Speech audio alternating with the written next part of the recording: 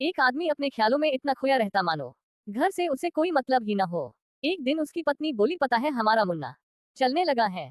पति का ध्यान कहीं और था। उसने पूछा, कब से? पत्नी ने कहा, अजी 2012 से। पति बोला, ओह, तब तो वह 2013 में चला गया होगा। मरते समय पति ने अपनी पत्नी से कहा, मेरे मरने के बाद तुम रामलाल से शादी कर लेना। पत्नी ने आश्चर्य से पूछा, रामलाल से? लेकिन वह तो आपका सबसे बड़ा दुश्मन है। पति ने कहा, हाँ, मैं उससे बदला लेना चाहता हूँ। आधी रात के समय पत्नी ने अपने पति को झिंझोट कर उठाते हुए कहा, अजी जल्दी उठो, घर में चोर घुस आया है और वह तुम्हारी जेब टटोल रहा है। पति बोला, तो इसमें मुझे जगाने की क्या जरूरत है, ये तुम दोनों का आपसी मामला है। नवविवाहित जोड़ा जब हनीमून मनाने के लिए हिल स्टेशन के एक होटल में पहुंचा तो मैनेजर ने दूल्हा को देखते ही उसका नाम रजिस्टर में लिख दिया, दुल्हन। खुशी के मारे मैनेजर से पूछा, क्या मेरे पति इतने मशहूर हैं कि आपको उनका नाम पता पूछने की जरूरत ही नहीं पड़ी? मैनेजर, बात असल में यह है देवी जी, आपके पति हमारे होटल में हर वर्ष हनीमून मनाते हैं। खाना खाने के बाद पति ने अपनी सुशिक्षिता पत्नी से पूछा, क्यों जी, अब आप क्या आए?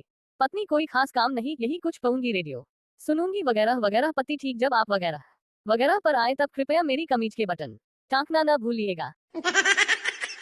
वकील, तुम्हारी उंगली रेल के दरवाजे से दबकर कट गई और इसके लिए तुम रेलवे पर 50,000 रुपये हर्जाने का दावा करना चाहती हो। स्त्री, जी हाँ वकील, लेकिन ये किस प्रकार साबित किया जाएगा कि तुम्हारी उंगली की कीमत 50,000 रुपये थी? अपने वकील पति से पत्नी ने कहा, ए जी, फ्रिज और टीवी कब लीजिएगा? पड़ोसन के यहाँ दोनों चीजें हैं। वकील, पति ने मुस्कुराकर जवाब दिया, कुछ दिन और सब्र करो, एक तलाक का मुकदमा हाथ में है, जैसे ही उनका घर उजड़ेगा अपना घर बस जाएगा। एक अभिनेत्री अपने लेखक पति से, याद रखो, अगर आज फिर शराब पीकर घर आए तो मैं खुदकुशी कर लूंगी। पति, प्रिय, तुम रोज सुबह यही बात कहती हो, परंतु न तो तुम अपना वादा पूरा करती हो और न मैं शराब पीना ही छोड़ता हूँ। पत्नी पति से, रात में मैंने सपना देखा कि तुम मेरे लिए कीमती हार लेकर आए हो। पति, फिर क्या हुआ? पत्नी, तुम्हारा क्या ख्याल है इस सपने के बारे में? पति, कल तक की मोहलत दो। पत्नी, ठीक है।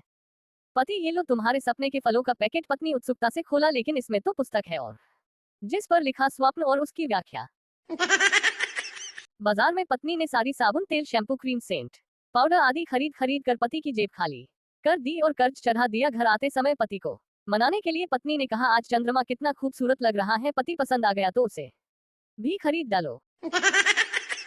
जज गवाह से, जब इस स्त्री की अपने पति के साथ लड़ाई हुई तब तुम कहाँ मौजूद थे? गवाह जज से, हुजूर मैं लड़ाई के वक्त वहां खड़ा था। जज, अच्छा, तो तुम गवाह की हैसियत से कुछ कहना चाहते हो? गवाह, हुजूर यही कि मैं कभी शादी नहीं करूंगा। पत्नी ने अपने पति से कहा, प्यारे, मैं तुम्हें छोड़कर जा रही हूँ, मेरी तुमसे बस एक ही प्रार्थना है, अगर तुम दूसरी शादी करो तो तुम अपनी नई दुल्हन को मेरे कपड़े पहनने के लिए न देना। पति ने प्रेम भरे स्वर में कहा, मैं तुम्हारी इच्छा का आसर करूंगा, और वैसे भी तुम्हारे कपड़े कविता के ठीक भी तो नहीं आएंगे। रमेश, मुझे लगता है मेरी पत्नी मेरे साथ बेवफी कर रही है। अमित, कैसे? रमेश, कल रात वह देर से घर लौटी, मैंने पूछा कहाँ गई थी तो उसने कहा नजमा के घर गई थी, जबकि नजमा के घर पर तो मैं था।